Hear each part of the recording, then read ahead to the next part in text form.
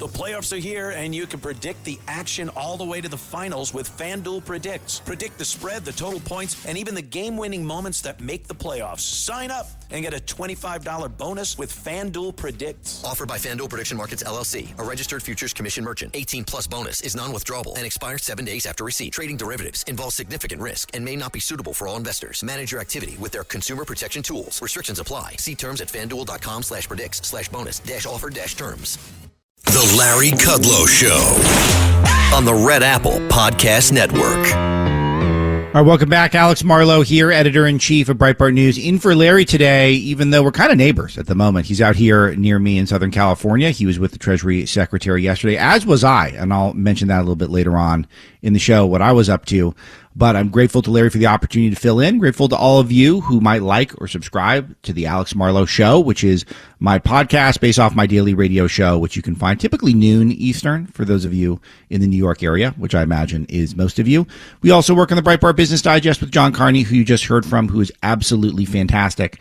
And those of you who are Breitbart supporters, Breitbart Fight Club members, we got a big event tomorrow night. We're going to be talking AI and China with our audience. So if you are a premium Breitbart subscriber, we got something called The Invisible War, AI, China, and the Battle for Global Control. It's going to be a roundtable with Peter Schweitzer, the #1 New York Times bestselling author, Winton Hall, who is the resident AI expert on the conservative media side of things, has a New York Times bestselling book out now called Code Red, and Francis Martel, who's our world editor, who's one of the smartest people alive, as far as I can tell.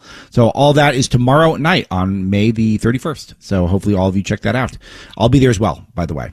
All right, Alan Tonelson is here. And Alan, it's great to meet you, sort of a very famed economic expert, someone who's been very encouraging to me and John and our work. And it's nice to connect with you. He served as a research fellow for the U.S. Business and Industrial Council Educational Foundation, worked as a fellow for the Economic Strategy Institute, and as an associate editor for Foreign Policy magazine, a very sophisticated publication. Now he works on something called Reality Check, which is his website, which all of you should check out. Alan, again, great to have you on. Well, Alex, thank you so much for the invitation and for the kind words. Yeah, it means a lot that you've been encouraging to us, and so we're always looking for smart people to give us a shot in the arm, which you've done many times over the years, which is very nice of you. Flattery will get you everywhere. You know, it's just people. Okay, so this is where this is on my list. This is not top on my list, but you had put an interesting thing on your Twitter about remote work, and one of the things is that I'm a semi-antisocial person, and I don't like to work in a big bullpen. I don't like to work in a newsroom. I like to work by myself. But there's a downside of that is that you don't get a lot of feedback from people, and generally, no news is good news. And there's been a big pullback from the way we were doing remote work, where everyone just assumed would default as you're going to work from home. And a lot of people are not liking it. There's a case that productivity is down, and there's a case that people are getting lonely. And this is something that we talk about AI all the time and our AI fears. Are we talking enough about how remote work is not going great for everyone?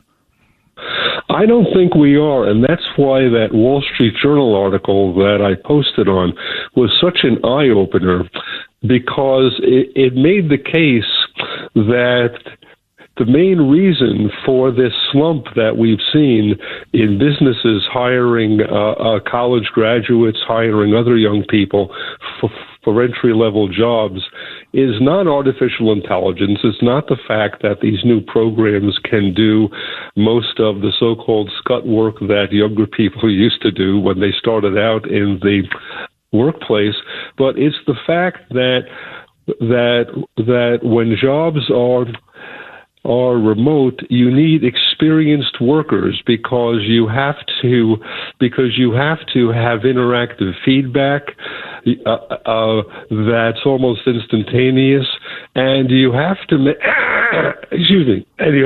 sure that you can train your new workers adequately, and that's much easier to do when they're on site than when they're working at home. Yes, exactly. And I feel like that this is something that is tough to pull back from because, for example, with me, we built Breitbart with the expectation that people would just be all over the world, and it was a big advantage because it makes you more nimble. It means you could put more money into personnel instead of into buildings. But then also now we kind of can't, with our company, we can't put the rails back on the cart, or the train back on the rails, so to speak, because people are just not accustomed to coming into a workplace. I think there's nothing we can really do at this point, even if we wanted to. And are a lot of companies, you think, waking up to that reality that we need to start getting people in the same room, but we let everyone move to Florida and Texas and Tennessee, and now we can't all get in the same place? That's right. This is going to be pretty difficult to reverse. And I think one more reason is that so many workers and their families have basically readjusted their lives to accommodate what they saw was the coming reality of remote work. And it just hasn't panned out the way that the optimists certainly thought it would. All right. So just to change gears abruptly, I want to get your thoughts on some of the manufacturing sector data that we got. We got a bunch of data on exports and import numbers last week. And this is building towards, I want to get your sense of how is the economy doing from your vantage point, because there's a lot of, you could cherry pick indicators that we're thriving and that we are not doing as well as people had hoped. But let's start with manufacturing. What's your take on what's going on there? From all the conventional indicators, manufacturing is staging a pretty remarkable comeback. And the comeback started basically during the first months of the second Trump administration. You could look at manufacturing output. You could look at manufacturing productivity. You can look at the capital expenditures that manufacturers have been making for just about a year and a half, which is a very important indicator of their future confidence. And you can even look at manufacturing employment. Now, on the one hand, we're still losing manufacturing jobs as of the latest data that we have, which would be the May data, as I recall. But for the first 14 or so months, the first 14 or so data months of the second Trump administration, we've been losing manufacturing jobs at less than half the rate that we were losing them during the final 14 months of the Biden administration. And that's progress, and I have to chalk that up to the tax and regulatory incentives that the Trump administration has put into effect, and also to tariffs. They've been incredibly important in convincing both U.S. companies and foreign-owned companies to start investing in production in the United States rather than overseas.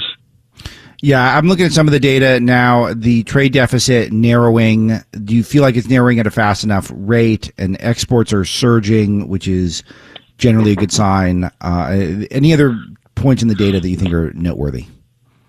Well, that export surge, I think, is especially noteworthy because, as your own John Carney pointed out quite a while ago, and this trend has actually been going on for quite a while, that contrary to widespread predictions that the Trump tariffs would prompt the rest of the world to retaliate by erecting their own trade barriers to American exports, it just hasn't happened, or it just hasn't happened to nearly the extent that was foreseen. And that's one very important sign that President Trump, when it comes to trade diplomacy, was absolutely right. The United States holds nearly all the cards, and thank goodness he's been the first president in certainly modern memory that's been willing to use that leverage to achieve important goals for the American economy and the American worker. Okay, so Alan, let me ask you about, I don't know if you caught the Treasury Secretary's remarks yesterday in the Reagan Library. Did you get a chance to watch any of those? I saw some of them, yeah. So what he's trying to do is he's trying to frame up our foreign policy and our economic policy are really intertwined. And part of the reason why we need to do why we need to reset our global trade is not just about fairness, it's also about protecting the American people. I felt like this is a really powerful message, but it was kind of new. I hadn't seen that one touted this in that way. Evaluate that just in terms of from a messaging standpoint, that one of the reasons why we needed this reset on global trade is to keep Americans safe. Well, I think that Secretary Bessent made such a crucially important point when he pointed out that no nation can have a great economy or be a genuinely great power, at least not for very long, unless it's got a very strong manufacturing base. And frankly, to hear this talk coming out of the Treasury Department is practically unprecedented. I mean, Treasury secretaries never talk like this. They're always very finance-oriented. They're always very free trade-oriented, you And the most important point that Secretary Bessent made was that you not only have to have strong specific industries, you not only have to have strong industries, for example, that are directly related to defense production. You don't only have to have a strong semiconductor industry. You have to have strong, what you might call entire manufacturing ecosystems, because all of those final products, from fighter jets to aircraft carriers to semiconductors to ventilators, are themselves made up of hundreds, if not thousands, of different parts and components. And if the vast majority of them, in fact, if practically all of them are not made here, you make your country vulnerable to choke points and to foreign pressure. And that's the last thing we need. Yeah, well said. Okay, so one thing that I'm keeping an eye on here is also what's going on. You mentioned you mentioned some technology-based things that are a national security concern. And we all got our eye on the AI sector, where a lot of these massive companies in Silicon Valley want to do business with China because it's just such a massive market. And it's something that we have to watch closely. We know that Trump brought a lot of these top CEOs with him on his China trip. One of them, Jensen Huang of NVIDIA, one of the most successful entrepreneurs the country has. And now you flagged this on your Twitter account as well, that he is now on an advisory board for a Chinese university.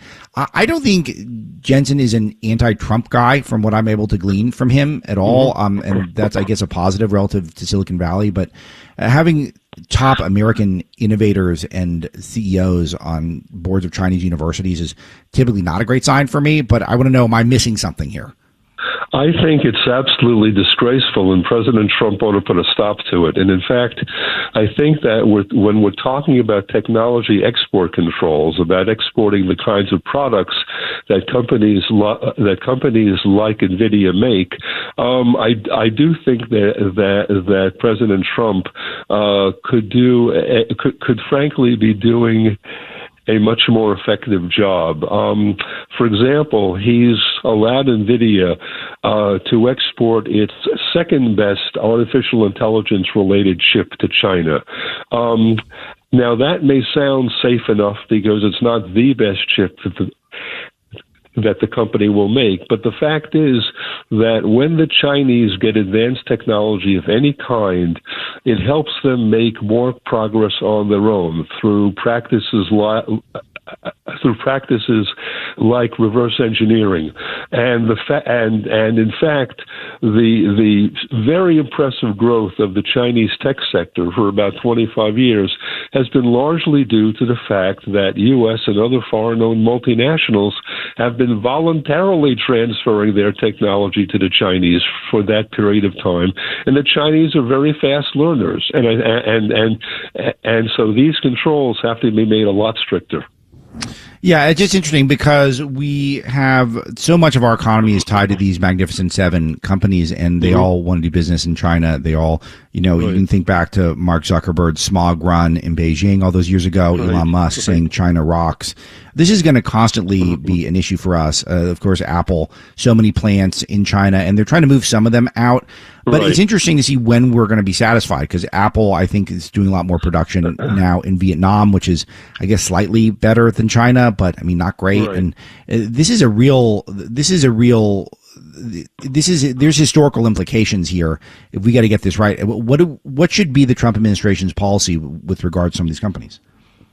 I think that certainly regarding China specifically, I just don't think that U.S. tech companies ought to be able to sell any of their advanced products to China, and they shouldn't be able to invest in China. And what I found absolutely fascinating was that when NVIDIA reported its latest financial results, which was about a week and a half ago, they made clear they had a fantastic quarter for that previous quarter, and they weren't selling anything to China whatever. So they seem to be doing just fine without China, because the global demand for their products, not their very best products, but even their what you might call their